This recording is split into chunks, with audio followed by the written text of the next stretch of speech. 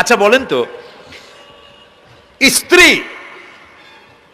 আপনার সঙ্গে যেভাবে প্রেমের হাসি হাসে, প্রেম নিবেদন করে, ওই রকম আরেকটা পুরুষের কাছে সাথে করলে আপনার সহ্য হয় না কেন? আপনি স্ত্রীর উপরে আপনার অধিকারটা কতখানি, কি জন্যে? আপনার স্ত্রীর যে হাসি, যে মিষ্টি হাসি, যা আপনার প্রাণ কেড়ে নেয়, ওই হাসিতে আপনার কোনো অবদান আছে? বলেন।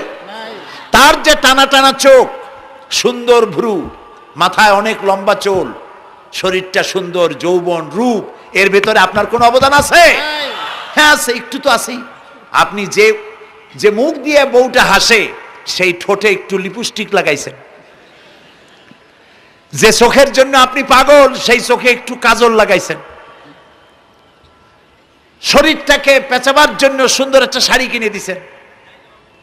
একটা শাড়ি দিয়ে, একটু লিপস্টিক কিনে দিয়ে, চুলের একটা ক্লিপ কিনে দিয়ে, একটা ভালো শাড়ি কিনে দিয়া স্ত্রীর উপরে যদি এত অধিকার আছে যে কোনদিন মৃত্যু পর্যন্ত কোন প্রেমের হাসি, ভালোবাসার আদান প্রদান আপনি ছাড়া আর কারো সাথে করতে পারবে না, এইটা যদি আপনার অধিকার এভাবে প্রতিষ্ঠিত হয়, তাহলে এই হাসি যিনি দিলেন, এই দাঁত, এই সুন্দর চোখ, এই রূপ, এই যৌবন যা আল্লাহ তাআলা দিলেন, তার সামনে কোনো পীর অথবা কবরের সামনে যদি হাত পাতে আল্লাহ বরদাস্ত করেন না।